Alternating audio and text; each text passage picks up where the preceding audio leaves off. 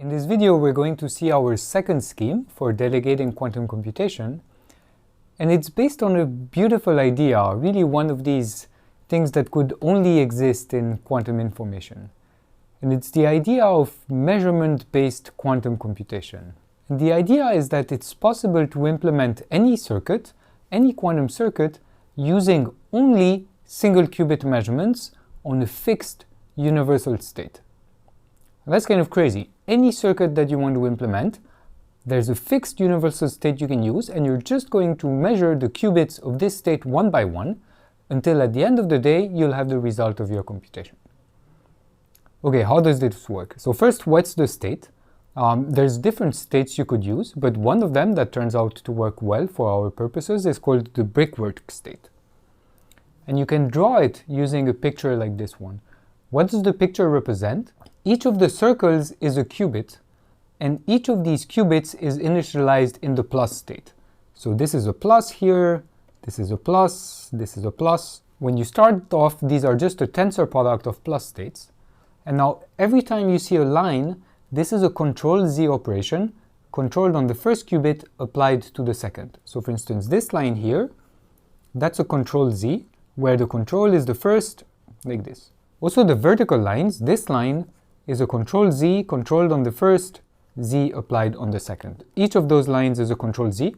When two lines touch the same qubit, you imagine that the control Z operations are performed from left to right. Now, how is the computation going to go? We first set the first qubits in the input state to our circuit. So if the input to the circuit is, say, the all zero state, then we'd initialize some qubits here to the zero state. And we're going to move through the circuit, and depending on what gate that we want to apply, we're going to measure the corresponding qubit in a different basis, slightly rotated by a certain angle that depends on the gate that we want to apply. So for example, let's try to apply a Hadamard gate. So let's imagine that we have this zero qubit lying maybe at an intermediate state in the protocol. Let's say this is a zero, we didn't do anything at the first step. This is a zero, and the next one is a plus, so 1 by root 2, 0 plus 1. We're supposed to have applied this control Z operation, but because this is a 0, it doesn't do anything. And now let's measure the first qubit, so this qubit, in the Hadamard basis. So to measure in the Hadamard basis, I have to rewrite this as the state plus, and I can rewrite it as a state plus followed by a plus, plus the state minus followed by, and in that case what I need, 0, 1, plus minus followed by a plus again. So that if I measure the first qubit, I'm going to get a plus or minus, each with probability half, and then the next state, the one which was here, this will be projected to a plus. So you can see that at least on this example, I did implement a Hadamard gate. You could check what happens if the first qubit was a 1 and the second one was a plus, but now due to the control Z operation, the initial state before measurement that we have is 1, 0, minus 1, 1.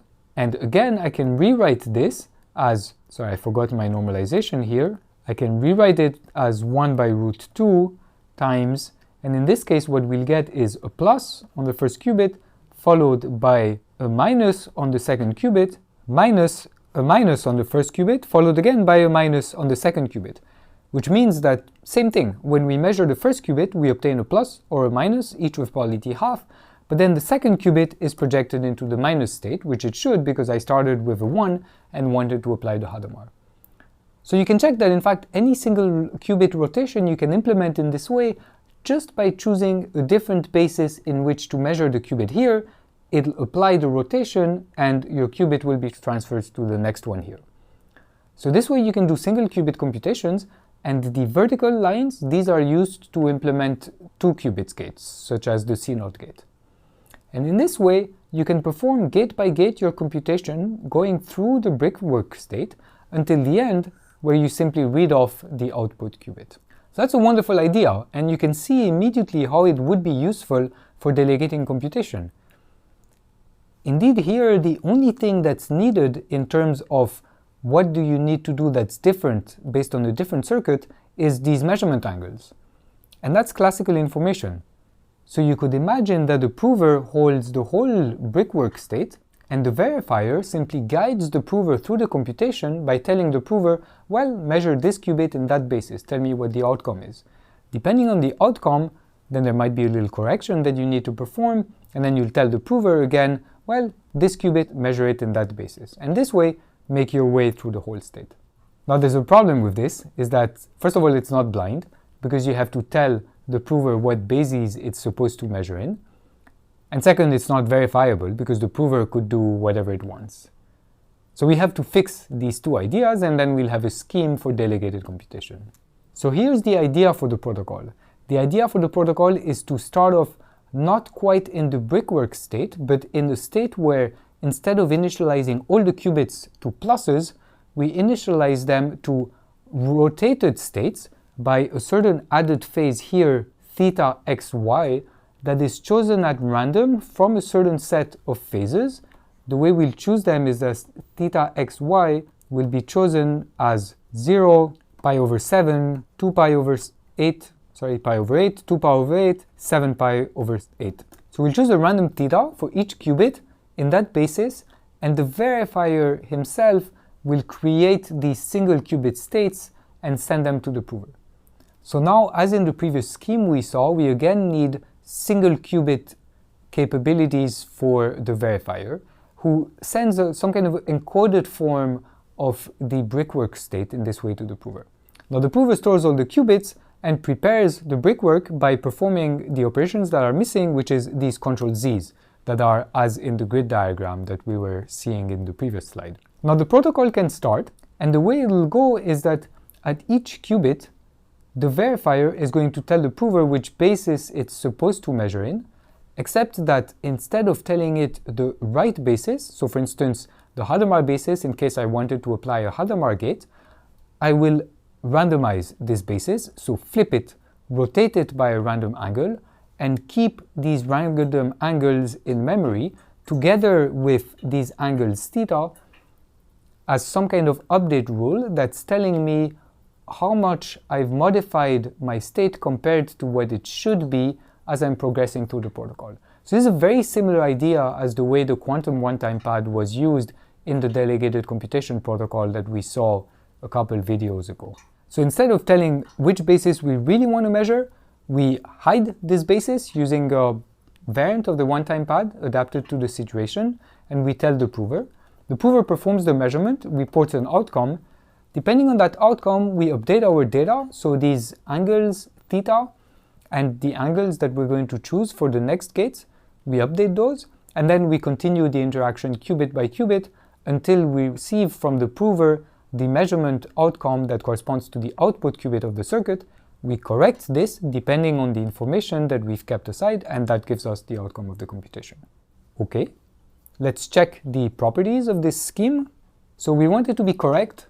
So the correctness is in fact easy to verify and is going to follow from the way you update all these random choices of measurement angles that I haven't given to you explicitly. So of course you have to work out all the details there and see there's a universal set of gates that you can implement, and there's a way to implement them by doing the proper corrections and choosing random flips that hide your choices to the prover. But there's a way to do this such that if the prover executes the right actions, then the protocol is going to be correct. Now we'd also want to ensure blindness and verifiability. Blindness is going to be easy to verify simply because of the choice of these measurement angles being uniform to the prover. Then other information that's leaked is the qubits that we sent in the first stage of the protocol. Because of these phases theta being chosen at random in a sufficiently large set, these qubits to the prover appear like they're in the totally mixed state.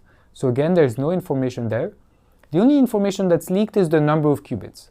And so the prover will always know an upper bound on the size of the computation that we want to perform because it knows the size of this brickwork state. That's the only information that's leaked. So that's okay, except for upper bound on the size of the computation. The last thing is verifiability. This is a bit more subtle. The idea is similar also to one that we saw a couple videos ago, except now it's going to be implemented in a slightly different way, is by using trap qubits. So the verifier will insert throughout the computation qubits that are in the zero state, and that are never supposed to be touched. And then the fact that these qubits have not been touched will be verified when the prover is asked to measure those particular qubits in the brickwork state. In practice, this idea is a little bit subtle to implement because you have to make sure that the prover doesn't know where these trapped qubits are. Also, you have to make sure that there's enough trapped qubits that if the prover performs just one slight error somewhere in the protocol, then there's a chance this would be detected by a trapped qubit. And for this, you have to use ideas that come from fault tolerance of quantum circuits, so we're not going to go into these, but it's possible to do it. The end result, though, is a very nice, simple scheme for delegated computation that uses the measurement-based model of quantum computing. The amount of effort that's required of the verifier is very similar to the one that we had in the previous scheme, meaning it needs to prepare single qubits in certain states at the start of the protocol and ship those to the prover. And then for each gate that needs to be applied, there's a simple classical interaction with the prover. We tell the prover to measure an angle, receive the outcome, update our correction bits. So very similar guarantees, but completely different model of computation.